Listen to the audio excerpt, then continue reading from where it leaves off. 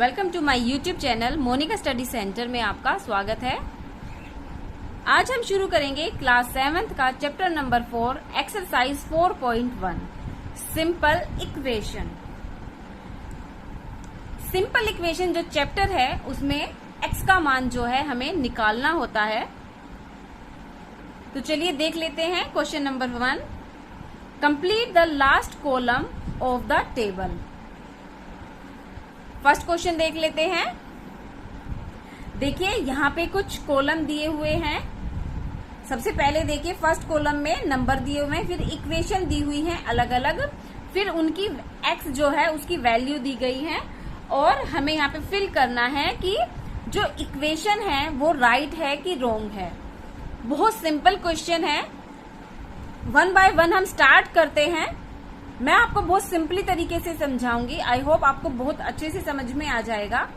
तो चलिए question start करते हैं। देखिए x plus 3 is equal to 0। x plus 3 है। मैं आपको थोड़ा रफली भी बताऊंगी। देखिए x plus 3 is equal to 0 यानी कि यहाँ पे 3 प्लस है, जो 3 है वो प्लस हो रहा है, यानी कि मुझे यहाँ पे कौन सा इंटीजर चाहिए, x की मैं क्या वैल्यू रखूं कि आंसर जो है 0 हो जाए। अब देखिए प्लस में 3 है, अगर मैं 3 में से 3 माइनस कर देती हूं तो मुझे आंसर 0 मिल जाता है इजीली। यानी कि x की वैल्यू मैं क्या रखूंगी, ऑब्वियस है -3 रखूंगी। तो चलिए पहले हम ये इक्वेशन ले लेते हैं। हमें बताना है, क्वेश्चन में पूछा गया है कि ये वाला राइट है कि x की वैल्यू इन्होंने बोला है 3। पहले हम इसे सोल्व करेंगे और देखते हैं x की वैल्यू 3 निकलेगी कि नहीं। चलो x प्लस में 3 इज इक्वल टू 0। ठीक है, x प्लस में 3 है। अब हमें वैल्यू निकालनी है x की।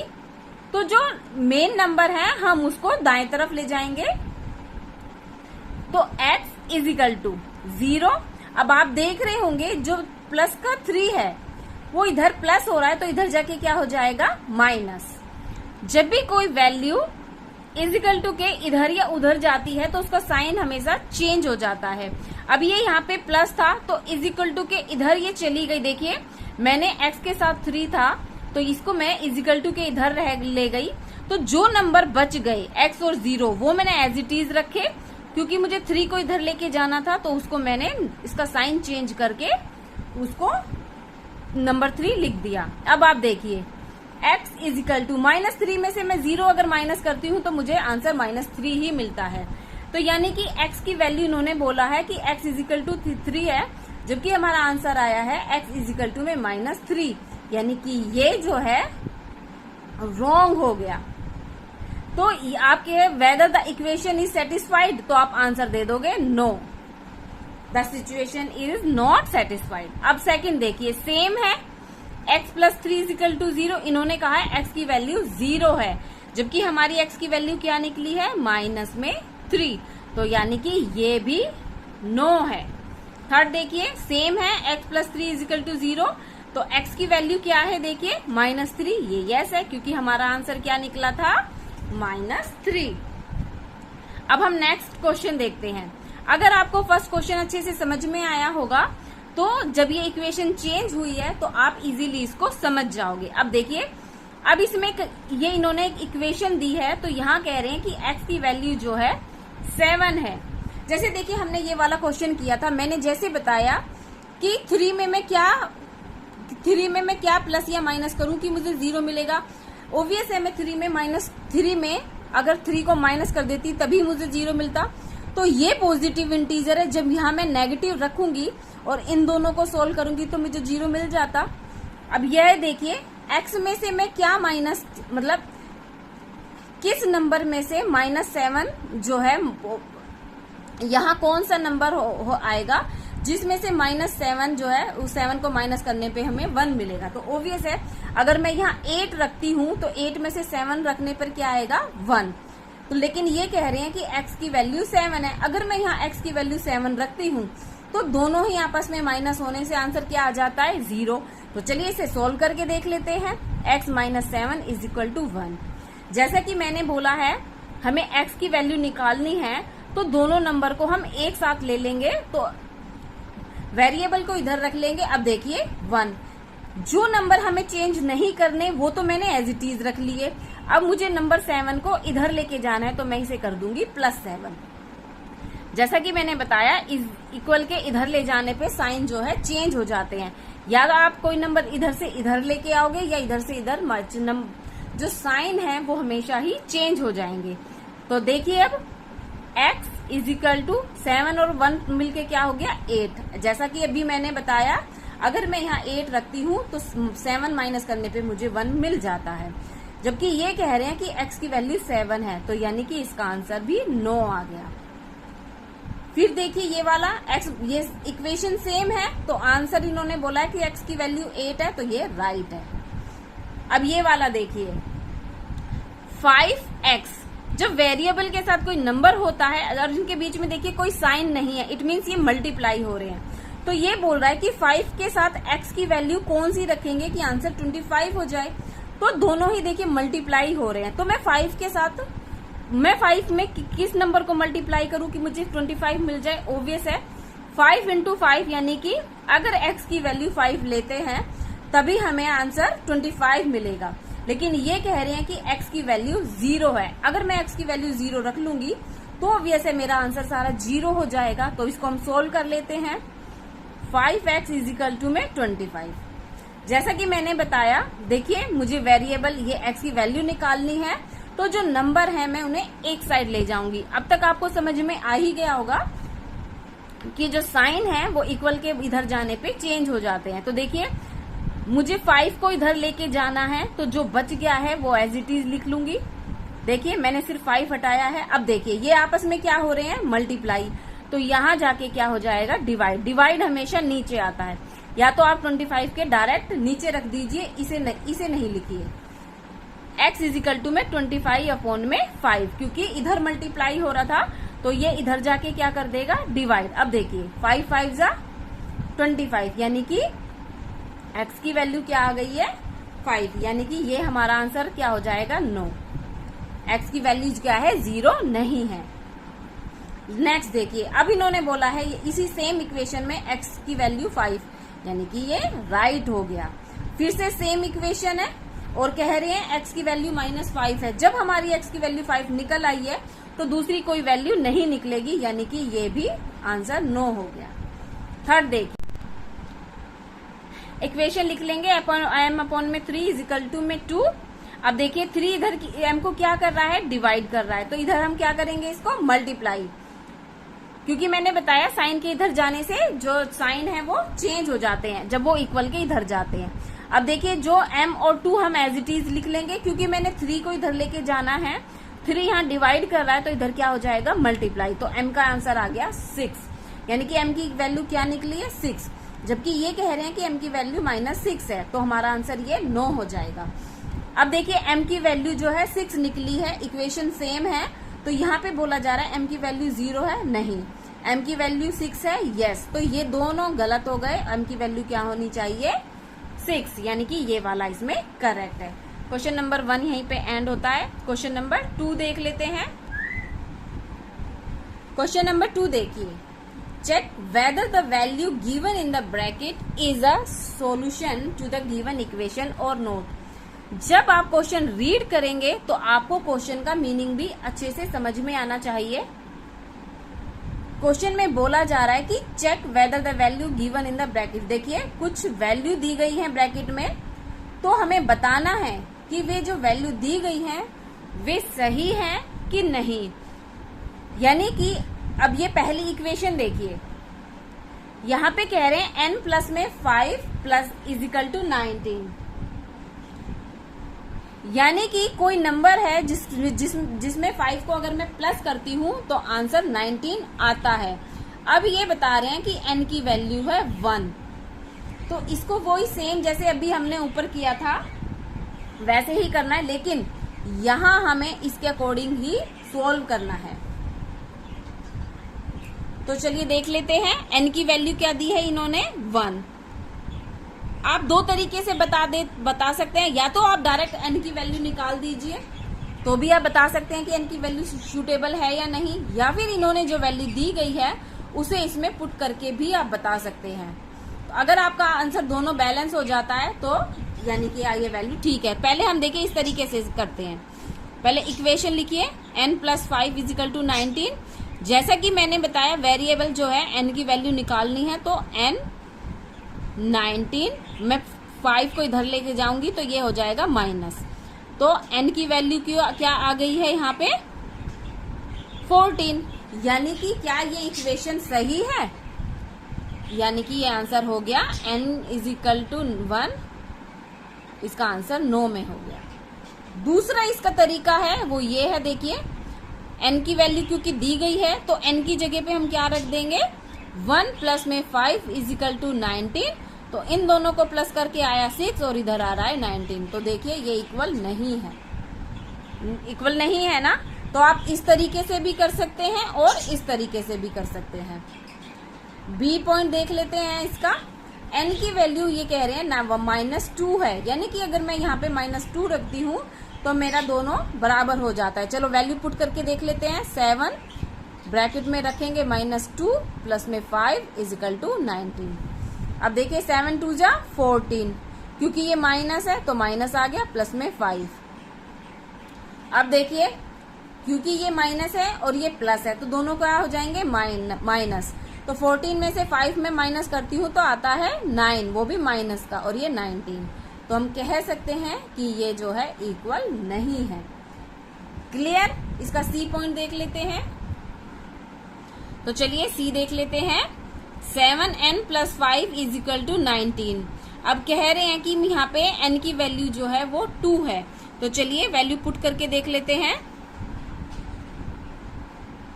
7 यहाँ पे 2 रखेंगे प्लस में 5। देखिए जब वेरिएबल और नंबर में कोई साइन नहीं होता तो वहां मल्टीप्लाई ही होता है, = में 19। अब देखिए 7 2 जा 14 प्लस में 5 = 19। तो यानी कि इसकी वैल्यू भी 19 आ गई है इन दोनों को प्लस करने पे, और ये 19। यानी कि कह सकते हैं लेफ्ट हैंड साइड जो है वो इक्वल है RHS के, राइट हैंड साइड के। क्लियर हुआ? डी पॉइंट देख लेते हैं। 4p - 3 = 13। यहाँ पे कह रहे हैं कि p की वैल्यू अगर मैं 1 पुट करती हूँ तो दोनों LHS और RHS जो है वो इक्वल हो जाएंगे। तो चलिए देख लेते हैं। 4p क्योंकि मल्टीप्लाई है तो 1 ले लेंगे, -3 = में 13। अब देखिए 4 1 जा तो 4 ही हुआ, -3 = में 13। इन दोनों को माइनस करने पे आया 1, ये आया 13। तो देखिए यहाँ पे आ रहा है 1 और ये आ रहा है 13, यानी कि LHS इक्वल नहीं है RHS की। या फिर आप लिख सकते हैं कि the value is not suitable, ये वैल्यू सूटेबल नहीं है। अब देखिए C के बाद D, और अब E पॉइंट देख लेते हैं। तो चलिए E पॉइंट देखते हैं। 4p - 3 = 13।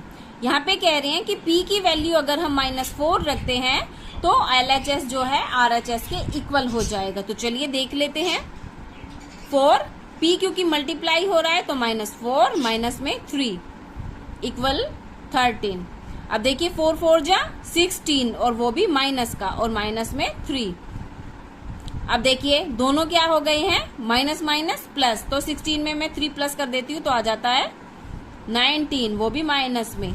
यानी कि ये दोनों LHS जो है इक्वल नहीं है RHS के। ये वाला देखिए। अब कह रहे हैं p की वैल्यू 0 रखेंगे तो 4p 0 - 3 = 13। तो ये देखिए 0 हो गया, -3 = 13। अब 0 में से 3 माइनस करने पे हमें -3 ही मिलेगा, और ये आ गया 13। यानी कि p की वैल्यू जो है 0 भी नहीं है, यानी कि LHS जो है इक्वल नहीं है RHS की। क्लियर हुआ? सेकंड नंबर क्वेश्चन यहीं पे एंड होता है। तो चलिए थर्ड क्वेश्चन देख लेते हैं। क्वेश्चन नंबर 3 देख लेते हैं। Solve the following equation by trial and error method. कुछ इक्वेशंस दी गई हैं जिसको हमें ट्रायल एंड एरर मेथड के अकॉर्डिंग सोल्व करना है। तो चलिए सबसे पहले इसका नंबर 1 देख लेते हैं। तो चलिए देखते हैं। इसमें बोला है कि जो ये इक्वेशन दी हुई है उसे ट्रायल एंड एरर मेथड से सोल्व करना है। अब आप सोचेंगे कि ट्रायल और एरर मेथड क्या है। ट्रायल का मतलब है कि हमें जो इक्वेशन है, जैसे कि यहाँ पे देखिए वेरिएबल दिया हुआ है, इसकी वैल्यू हमें खुद से ही ट्राई करनी है। हमें आंसर जो है इसके इक्वल लेके आना है, LHS इक्वल टू RHS। यानी कि जब हम अपनी इक्वेशन ट्राई करेंगे तो हमारा आंसर जो है गलत भी हो जाएगा। जैसे कि x की वैल्यू देखिए, कोई भी वेरिएबल है, जैसे यहाँ p है तो इसकी वैल्यू जैसे 1 है, 2 है, ऐसे हमें वैल्यू को जो है पुट करके देखना है। तो चलिए सबसे पहले हम लेते हैं if p is equal to 1। अगर p की वैल्यू क्या हो गई 1, तो चलिए देखते हैं LHS सोल्व करते हैं। s p प्लस में 2। अब देखिए हमने 5 s p की वैल्यू क्या ली है 1 प्लस 2, 5 1 जा 5 प्लस 2 यानी कि आया है 7। तो बोल सकते हैं कि RHS LHS जो है इक्वल नहीं है RHS के। अब हम दूसरी वैल्यू लेंगे, इफ p की वैल्यू हम लेते हैं 2, यानी कि p इक्वल है 2 के। तो अब देखिए LHS सोल्व कर लेते हैं। s p प्लस में 2 इक्वल में 17। तो देखिए p की वैल्यू पुट करेंगे 2 प्लस में 2 इज इक्वल टू 17। अब देखिए 5 2 जा 10 प्लस में 2 इक्वल में 17, यानी कि यहाँ आ गया है 12। यानी ये देखिए LHS इक्वल नहीं है RHS के। अब इसकी एक और वैल्यू डाल के देखेंगे इसमें, if p is equal to है 3, तो LHS सोल्व कर लेते हैं। s p प्लस में 2। तो देखिए s में p की वैल्यू s p की वैल्यू क्या रख लेंगे 3 प्लस में 2, 5 3 जा 15 प्लस में 2, तो ये आ गया है 17। तो यानी कि LHS इक्वल हो गया है RHS के। यानी कि p is equal to 3 is the solution. यानी कि p की वैल्यू क्या होगी 3, तो हमारा सॉल्यूशन जो है निकल आएगा। अब इसका सेकंड पॉइंट देखते हैं।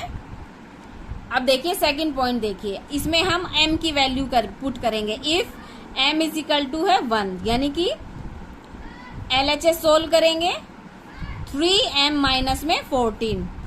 m की वैल्यू रखेंगे 1 माइनस में 14, तो 3 1 जा 3 माइनस 14। तो देखिए 14 में से 3 माइनस किया तो क्या आया है 11, वो भी माइनस में। यानी कि LHS इक्वल नहीं है RHS के। अब हम देखें इफ m इक्वल है 1 की जगह हम क्या ले लेंगे अब 2। तो चलिए देखते हैं LHS 3m माइनस में 14, वैल्यू पुट करेंगे 2 माइनस 14, 3 2 जा 6 माइनस 14। अब देखिए 14 में से मैं 6 माइनस करती हूँ तो क्या मिलता है मुझे 8, वो भी माइनस में। यानी कि LHS इक्वल नहीं है RHS के। अब देखिए इफ m की वैल्यू लेंगे 3, तो LHS हुआ 3m माइनस 14, 3 इंटू 3 माइनस 14, 3 3 जा 9 माइनस 14। अब देखिए आएगा आंसर माइनस में 5, यानी कि अभी भी LHS जो है इक्वल नहीं है RHS के। अब हम m की वैल्यू लेंगे नेक्स्ट 4। LHS देखिए 3m माइनस 14, ये 4 माइनस 14, यानी कि 3 4 जा 12 माइनस 14, और आंसर आया है माइनस करने पे -2। यानी कि अभी भी LHS जो है इक्वल नहीं है RHS के। हमें आंसर क्या चाहिए 4 चाहिए। अभी नेक्स्ट देखते हैं। अब हम m की वैल्यू रखेंगे 5, LHS 3m माइनस 14, m की वैल्यू रखी 5, 3 5 जा 15, अब यहाँ 14 आया। अब देखिए 1, अब जाके पॉजिटिव आंसर आने शुरू हुए हैं और हमें चाहिए 4। अब अगर हम m की वैल्यू 6 लेते हैं तो देखिए 3 LHS सोल्व करेंगे, 3m माइनस में 14, 3 यहाँ पे आया 6,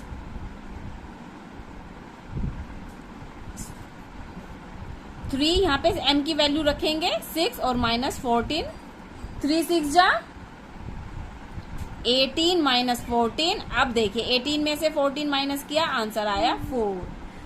तो यानी कि LHS जो है इक्वल है RHS के। सो m की वैल्यू जो है 6 इज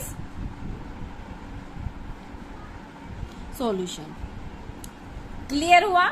हमें इसमें सिर्फ वैल्यू पुट करके देखना है कौन सी वैल्यू पे हमारा जो है LHS और RHS जो है वो इक्वल हो जाता है।